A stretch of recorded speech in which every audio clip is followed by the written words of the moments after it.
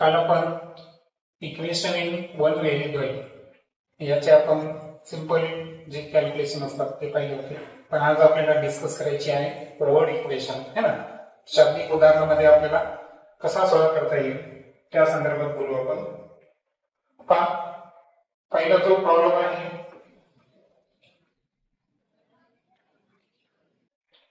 तो आहे की mother is 25 years older than son. म्हणजे जी आई आहे ती सन पेक्षा किती वर्षांनी मोठी आहे? 25 years. Find the son's age if after 8 years ratio of son's age to mother's age will be 4/9. म्हणजे आपल्याला मुलाचं वय काय काढायचं आहे तर आपल्या कंडिशन दिली आहे की 8 वर्षानंतर मुलाचं आणि आईच्या वयाचं जे गुणोत्तर आहे, रेशो आहे, हा काय येणार आहे? 4/9. आता आपण असं कन्सिडर करू की सपोज सन्स एज है ना, मुलाचं जे वय आहे ते आपण काय म्हणू? x. तर इथे दिलं आहे की मदर जी आहे ती तिच्यापेक्षा किती वर्षांना मोठी आहे? 25 years. आणि म्हणून जे मदर्स एज येईल तर आपल्या सनच्या एज मध्ये किती मिळवायचे आहे? 25. सनचं एज किती धरला आपण? x. सो x मध्ये किती ऍड करायचे आहे? 25. आता पुढची कंडिशन दिली आहे आफ्टर 8 years, म्हणजे 8 वर्षानंतर. आता 8 वर्षानंतर सांगा बरं सनचं एज किती असेल? x plus 8 आणि मदरचं एज किती असेल? x plus 25 plus 8. म्हणजे दोन्हीच्या आजच्या वयामध्ये आपल्याला किती ऍड करावं लागेल? 8 ऍड करावं लागेल. तर हे जे रेशो आहे ते कशाच्या इक्विव्हॅलेंट आहे? 4/9 च्या इक्विव्हॅलेंट आहे. आणि आपल्याला सनचं एज म्हणजे काय फाइंड करायचं आहे? x फाइंड करायचं आहे. So x plus 8 as it is, x plus 25 आणि 8 किती? 33 is equal to 4/9. इथं आपण क्रॉस मल्टिप्लिकेशन करणार, म्हणून काय होईल सांगा? 9 चं मल्टिप्लिकेशन कोणासोबत करायचं? प्लस 8 आणि 4 चं मल्टिप्लिकेशन x plus 33. सांगा 9 into x. 9 8 जा 72. 4 into x आणि 4 33 ला 4 3 जा 12. 4 3 जा 12 आणि 1 किती झाले? 132. Okay. Then 9x plus 4x इकडे काय होती? Minus 4x. आणि जे प्लस 72 आहे हे अपोजिट साइडला गेल्यावर मायनस. सो काय? 5x इज इक्वल टू 13 मधून 7 सबट्रॅक्ट करा किती? 6. and therefore x is equal to 60/5. आणि यावरून x ची किंमत किती आली? 12. म्हणजे सनचं जे एज आहे ते किती इयर येईल? 12 इयर. हे झालं आपलं पहिलं वर्ड इक्वेशन. त्यानंतर सेकंड कडे येऊ आपण. Denominator of fraction is greater than its numerator by 12.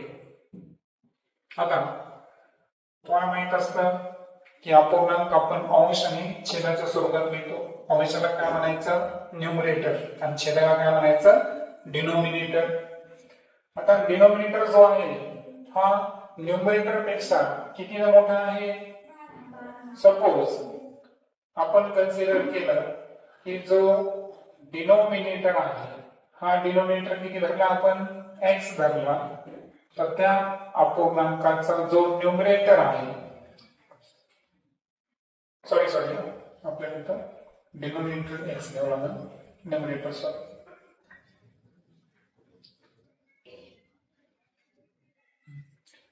Okay, actually numerator पेक्षा मोठा आहे म्हणून आपण काय करू, न्यूमरेटरला एक्स कन्सिडर करू. न्यूमरेटरला काय कन्सिडर करू, एक्स. सो डिनोमिनेटर काय आहे सांगा. It is denominator is greater than it's numerator bye 12 म्हणजे किती, एक्स प्लस 12. बरोबर.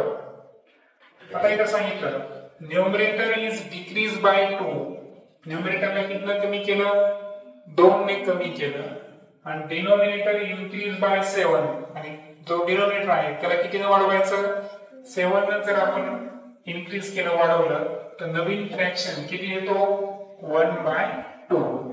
पहा, न्यूमरेटर डिक्रीज म्हणजे मायनस करायचं. किती मायनस करायचं, 2. सो x -2 आणि डिनोमिनेटर जो आहे त्याच्यामध्ये किती ऍड करायचे, 7. सो x + 12 हा आपला डिनोमिनेटर आहे, त्यामध्ये 7 ऍड केले तर हा रेशो कोणत्या फ्रॅक्शनच्या इक्विव्हॅलंट आहे, 1/2.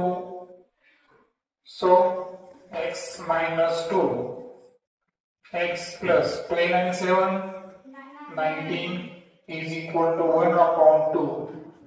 क्रॉस करा, 2 चं मल्टिप्लिकेशन x -2. आता 1 ने जर मल्टिप्लाय केलं तर काय फरक पडतं का, t ची संख्या येते. सो 2 × x 2x 2 2 जा 4 is equal to x + 19. Okay, then 2x हा प्लस x अलीकडे काय झालं बरं, मायनस x. ऑपोजिट साइडला कोण आहे, 90 -4 तिकडे गेल्यावर काय झाले, +4.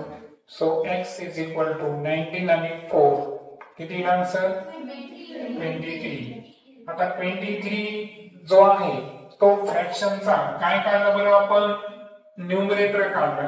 आता आपल्याला काय करायचं आहे, डिनोमिनेटर काढायचा आहे.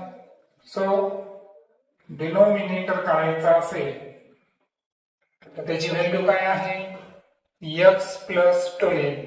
सो 23 मध्ये 12 ऍड करा, किती आन्सर, 35. आणि म्हणून जे फ्रॅक्शन आपल्याला फाइंड करायला सांगितलं होता त्याचा आपल्याकडे आता न्यूमरेटर पण आहे आणि डिनोमिनेटर पण आहे. सो न्यूमरेटर किती आला, 23 आणि डिनोमिनेटर किती आला, 35. तर हे फ्रॅक्शन जे आहे तर हे असेल आपल्याला अपेक्षित उत्तर. ओके, त्यानंतर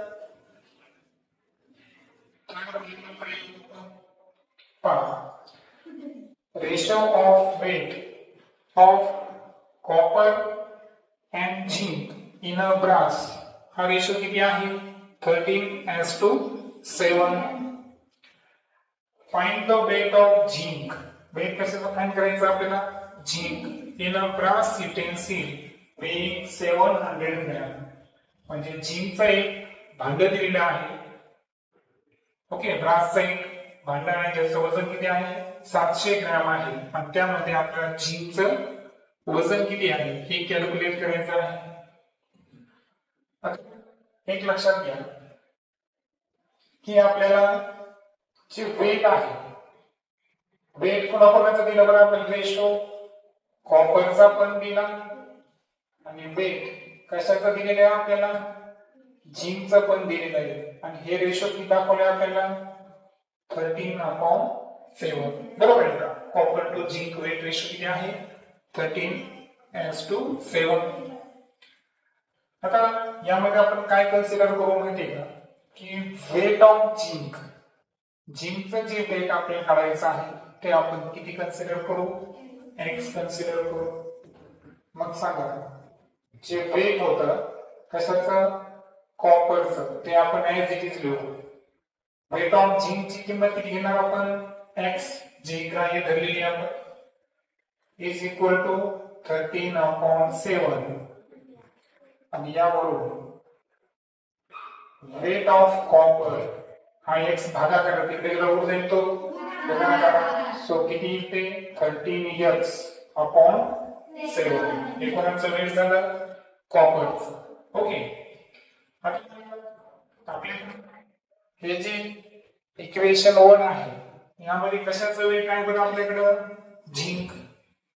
त्यानंतर वेट ऑफ कॉपर किती आलं आपल्याकडं 13x + 7 दोघांचं मिळून जे ब्रास युटेन्सिल झालं होतं म्हणजे दोघांची बेरीज किती ग्राम आहे 700 ग्रॅम आहे.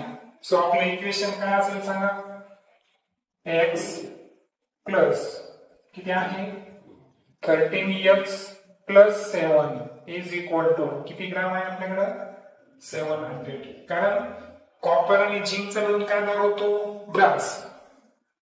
झिंकचं वेट किती धरलं होतं आपण x आणि त्यावरून आपण जेव्हा कॉपरचं वेट काढलं होतं ते किती आलं होतं 13x अपॉन 7.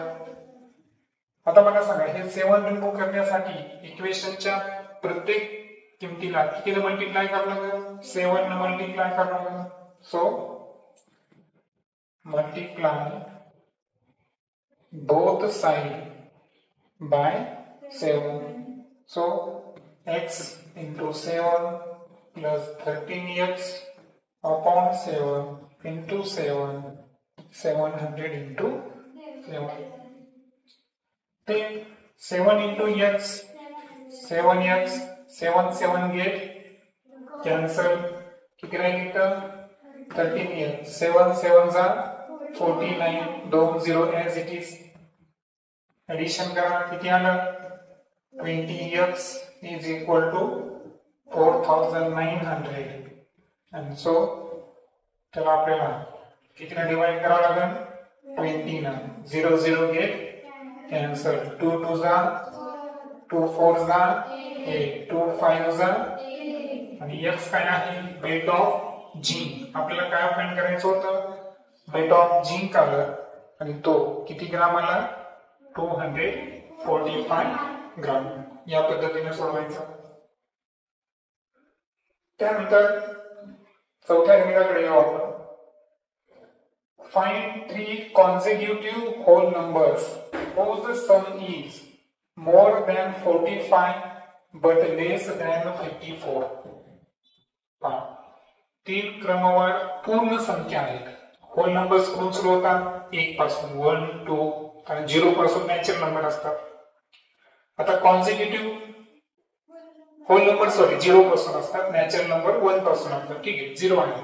ओके, आता कॉन्सिक्युटिव्ह नंबर घेण्याची टेक्निक आहे. ती टेक्निक काय माहिती का की मिडलला जर आपण x घेतला तर पहिला काय असेल x - 1 आणि शेवटचा असेल x + 1. सो आपण काय करायचं सपोज जे 3 consecutive numbers आहेत. ओके, सो नंबर्स तर याला काय काय कन्सिडर करू आपण.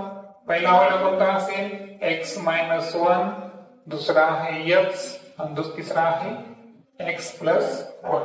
ओके, असे 3 क्रमवार पूर्ण संख्या घेतली आपण. आता इथे सांगितलं आहे की त्यांची जी बेरीज आहे ती किती आहे 45 पेक्षा जास्त आणि 54 पेक्षा कशी पाहिजे कमी पाहिजे. आता आपण तिघांची ऍडिशन करू. ओके, सो टोटल ऍडिशन जर पाहिलं आपण तिन्ही नंबरची तर काय होईल बरं x - 1 प्लस x + 1 -1 + 1 काय झाले कॅन्सल 3x आले. आता पहिल्यांदा मिनिमम संख्या किती घेतली आपल्याला 3x is equal to 45 ही आपली फर्स्ट केस आहे. यामध्ये x बरोबर 45/3 तर x ची व्हॅल्यू किती आली 15 बरोबर. त्यानंतर दुसरी जी केस होती त्यामध्ये किती दाखवले आपल्याला 54 क्लिअर. आता यामध्ये x is equal to 54/3 किती आन्सर येईल या ठिकाणी 80. पण आता आपल्याला काय सांगितलं की जे संख्या येईल त्या 45 पेक्षा त्यांची बेरीज कशी पाहिजे जास्त आणि 54 पेक्षा कशी पाहिजे कमी. जर आपण x ची किंमत 15 घेतली तर तीन संख्यांची बेरीज किती येईल 45. 15 घेता येईल का नाही, 15 पेक्षा आपल्याला मोठी संख्या घ्यायची आहे. त्यानंतर जर आपण 18 घेतली तो ऍडिशन किती येईल तिन्ही संख्येची 54, पण आपल्याला 54 पेक्षा कसं पाहिजे लेस म्हणजे कमी पाहिजे. मग मला सांगा 15 पेक्षा मोठ्या आणि 18 पेक्षा लहान कोणकोणत्या संख्या आहेत? 16 आणि 17 हे दोनच होल नंबर्स आहेत आणि म्हणून तुमचं जे आन्सर असेल त्या संख्या कोणत्या आहेत 16 आणि 17. तर ह्या अशा दोन संख्या आहेत की त्यांची जर आपण व्हॅल्यू काढली तर ही व्हॅल्यू कोणापेक्षा कमी 45 पेक्षा लेस आणि 54 पेक्षा 45 पेक्षा मोर आणि 54 पेक्षा लेस. ओके, आता ही व्हॅल्यू कोणाची झाली x ची झाली बरं. मग त्या संख्या कोणत्या असतील 15 16 17 16 17 18 अशा ते तीन कॉन्सिक्युटिव्ह नंबर्स असतील. कारण पहा आता पहिला संख्येचा क्रम घेतला आपण 16 ला मिडल ठेवायचा आपल्याला 16 x ची व्हॅल्यू आली बघा 16 आली त्याच्या अगोदरची काय 15 16 17 तिघांची बेरीज करा किती आली 48 आहे का 45 पेक्षा जास्त आणि 54 पेक्षा कमी. नंतर 17 मिडलला घ्या काय येईल 16 17 18 तिघांची ऍडिशन किती येते 51 आहे का 54 पेक्षा लेस आणि 45 पेक्षा मोर. आलं लक्षात. म्हणून x च्या ज्या व्हॅल्यू काढल्या आपण ती 16 किंवा 17 या दोन पैकी एक असेल. आणि फायनली शेवटचा प्रॉब्लेम घेऊ आपण. आता यामध्ये जर पाहिलं आपण तर 2 डिजिट्स नंबर आहेत. ओके, आता डिजिट नंबरचं एक वैशिष्ट्य असतं जसं की आता मी इथे एक संख्या लिहिली 12. तुम्हाला माहित आहे की 12 ची जी प्लेस आहे ते कोणतं प्लेस आहे युनिट प्लेस आणि 1 चं प्लेस कोणतं आहे टेन्स. 2 ची व्हॅल्यू 2 आहे पण 1 ची व्हॅल्यू 1 असते का नाही. ती किती असते 10 असते कारण आपण 10 ने काय करतो त्याला मल्टिप्लाय करतो. तर आता 2 डिजिट्स नंबर घेतला आपण तर digit at tense place is twice the digit at unit place.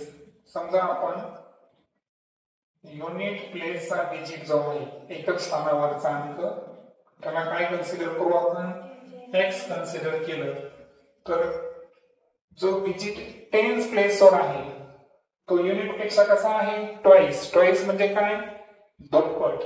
So जो 10 प्लेस वर डिजिट आहे त्याची व्हॅल्यू काय सांगा 2x. त्यानंतर if the number obtained by interchanging the digits added to original number the number sum is 66. आता एक लक्षात घ्या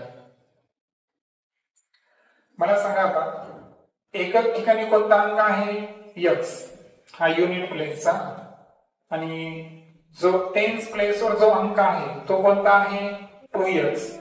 पण व्हॅल्यू जर पाहिली आपण काय पाहिली व्हॅल्यू जर काढायची असेल तर x ची व्हॅल्यू xच असेल पण 2x ची व्हॅल्यू काढायची असेल तर 10 न मल्टिप्लाय करतो म्हणजे ती किती आली 20x.